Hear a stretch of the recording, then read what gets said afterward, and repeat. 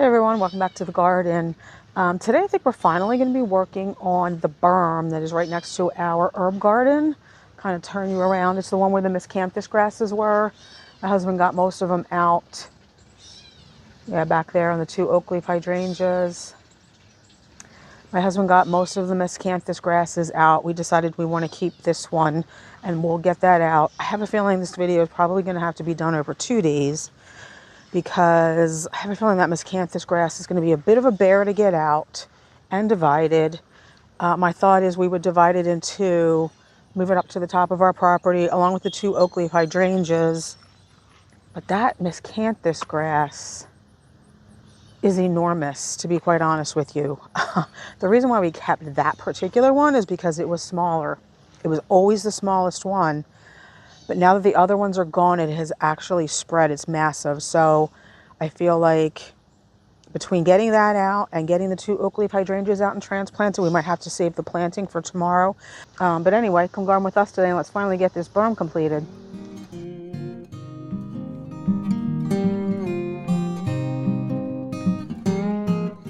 We actually have a bunch of stuff we want to get done today because it's actually cooler. It's not nearly as hot and humid as it has been, but it's not going to last for long. So we're going to try to get the Sugar and Spice Arborvitae planted. We have 5 of them. And in place of the 2 Oakleaf Hydrangeas, I have 2 True Passion roses. I feel like we probably could have used 3. That Oakleaf Hydrangea takes up quite a bit of real estate. And I don't think 2 roses are not going to fill in the space, at least not yet. But we can't go all the way down because of wetness issues, wet soil issues, especially in the winter. And so the whole reason why we have these, I think there's 5 blue zinger grasses here, is because obviously this is down slope. So water always settles at the lowest point, which is where these grasses are. But, you know, even a little bit where the Oakleaf Hydrangea is can be quite moist in moist years. It just depends on what kind of precipitation we receive.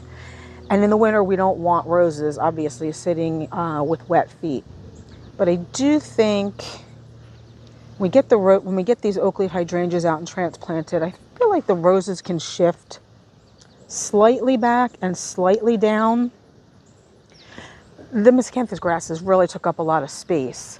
The Arborvitae are not going to take up that much space. I mean, they might get as wide as the Miscanthus grass at the bottom, but they're not going to get as wide as they do up top. It's going to look a little bit more formal, well, a lot more formal here. And I do feel like, again, we probably could use another rose.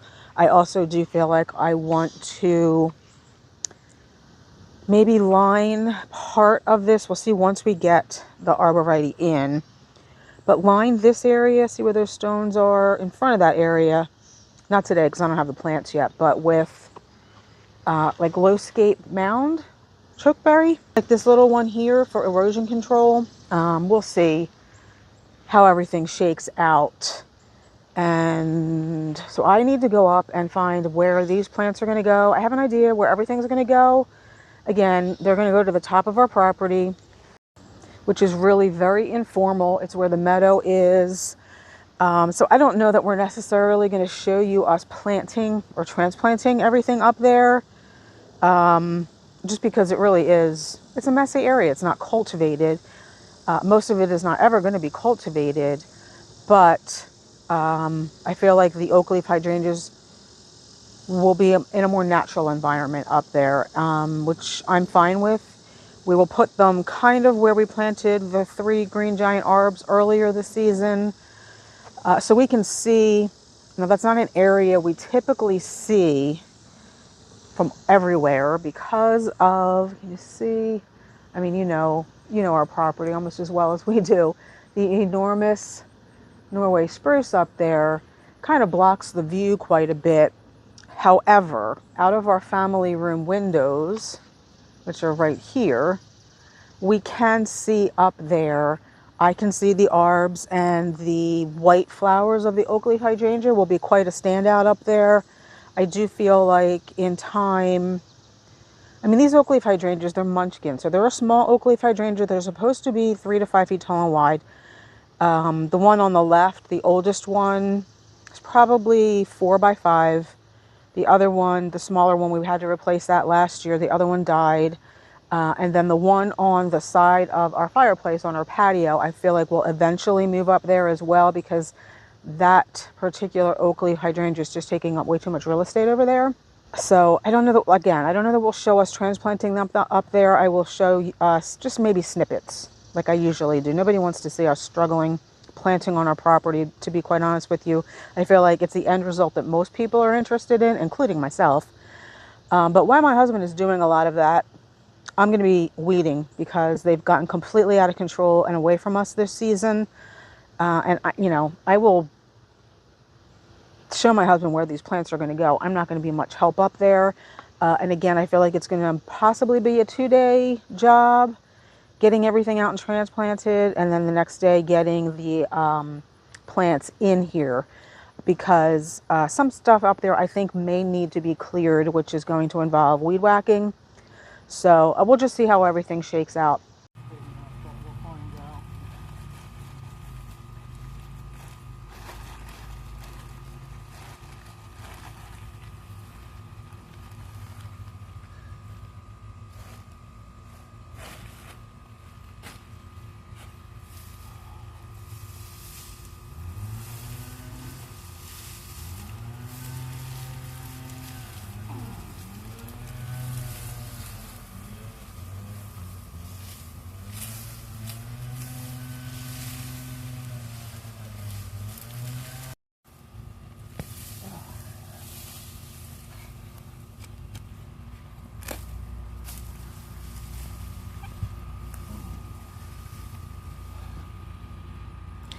As you can tell, we have decided not to split the grass.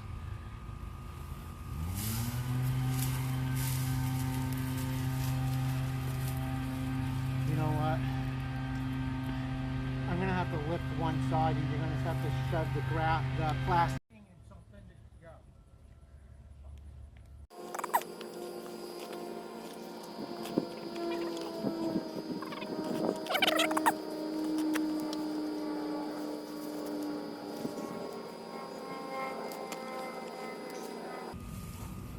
Here, you want me to get the purple bucket?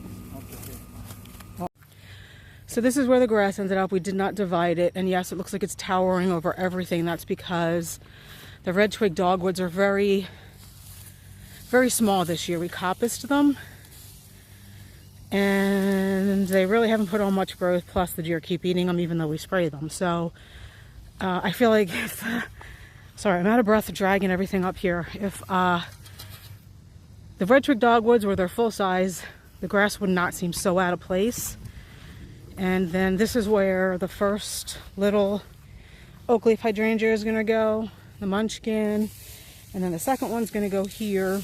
I feel like with the 2 Oakleaf hydrangeas in here, and my husband did rake a bunch of, we had a lot of sticks up here, just a lot of undergrowth, grubby stuff. So it looks a little bit better because it's all been raked, but it's very hard to manage the weeds up here, especially because we don't mulch, we don't wood chip. Not yet. That's just taking a back seat so that we can continue screening the bottom of our property. But anyway, so we'll give you a final shot once the 2 Oakleaf hydrangeas are in.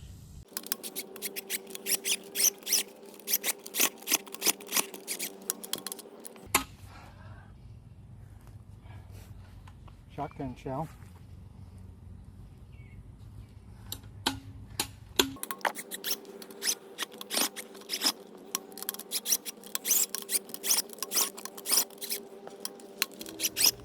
So that's where the second Oakleaf landed. I did not film any of us getting that up here because it was all hands on deck. It was massive, and it looks way bigger up here than it did, the same with the grass, than it did down below. And honestly, not really pleased with the location, but it is what it is, because it's a lot bigger than I thought. It was surrounded by other plants down there, so you really couldn't tell that it was so big. And maybe next year, or yeah, maybe next year, I don't know about in the fall, the Arborvitae just gets moved slightly back into the right Although we did place the arbs in the exact location where we needed to. So when they're bigger, they're blocking. Obviously, you can't see the houses back there now because it's summer and all the foliage is all grown in. But when all that deciduous stuff dies, there's houses back there that are in full view from the back of our house, which is what I'm trying to screen. So before the arb gets too big, I feel like that will be the easier plant to move. Definitely will not move the red twig dogwoods because they do not take well to moving. But anyway, this part of the job is done, and I think we're done for today. We're going to do like I said, this was probably going to be a 2-day job. I think we'll get the arbs and the roses in tomorrow, so we will pick back up with you then.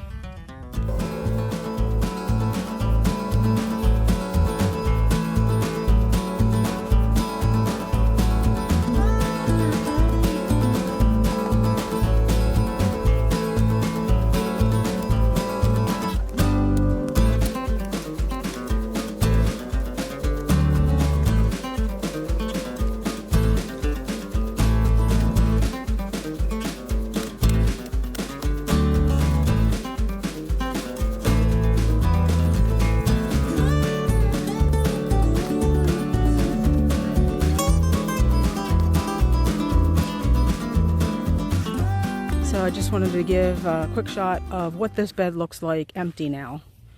You can actually see the coneflowers, and I feel like the coneflowers and the sedum, even the Shasta daisies, will benefit from not having that big Oakleaf Hydrangea leaning over them. I mean, you can kind of see what's happened here with the sedum, how they're kind of leaning forward. I'm kind of worried about the Oakleaf Hydrangea because you can see that big root we cut. Well, 2 big roots. Let me zoom in there. And then although it's mostly shady up there where it is now, it's going to get hot again next week. So hopefully it's okay. And anyway, I just wanted to show you what this bed looks like. Obviously we have all the holes and everything. We haven't leveled anything. We do have some dirt. But we're going to place everything, see if we get the spacing right, and then we'll start planting. Everything is placed, and I have to remember that nothing is full grown yet because I do feel like there's an awful lot of space here between everything. But I do feel like, honestly, 2 roses is plenty because these can get 3 feet wide, and I don't want to put one here. Again, because of the drainage issue, it can be quite moist at the bottom of this bed in the winter and early spring. I love the fact that you can see the coneflowers now, and I actually didn't think I would like the pink coneflower against the red rose, but I actually like it. I like more color here, and of course now I want to get rid of the daylilies. I've been on a daylily kick for the last 2 years. They just bloom beautifully, and then they look like this. So I'll have to think about a shrub we can put here at some point. But for now, we're going to get these planted.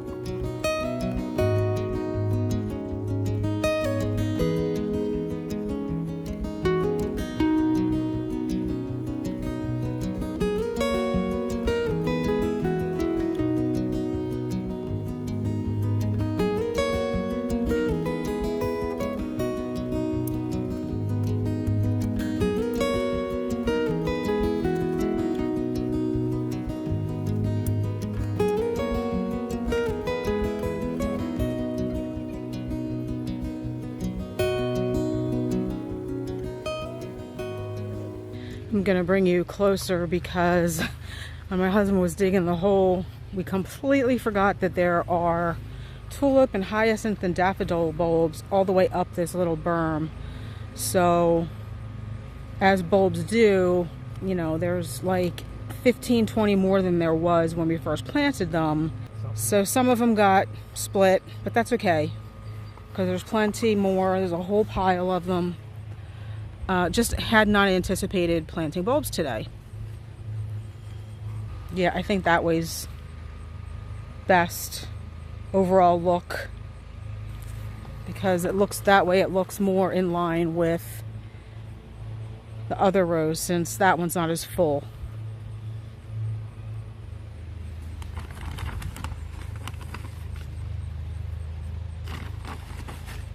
There's a bulb right there.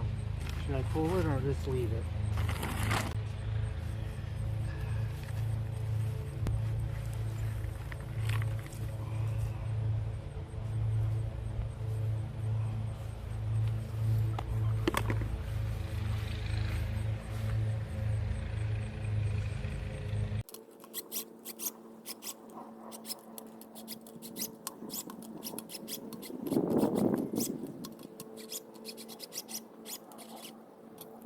Okay guys, it is indeed the next day, but actually we finished up everything last night.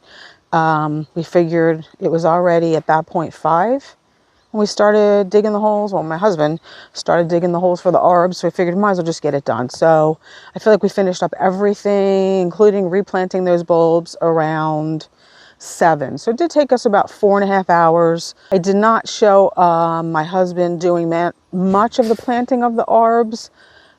You know, it's just digging holes and plunking arbs in the ground, but you get the idea. So I'm going to turn you around and show you the finished product and talk about it a little bit.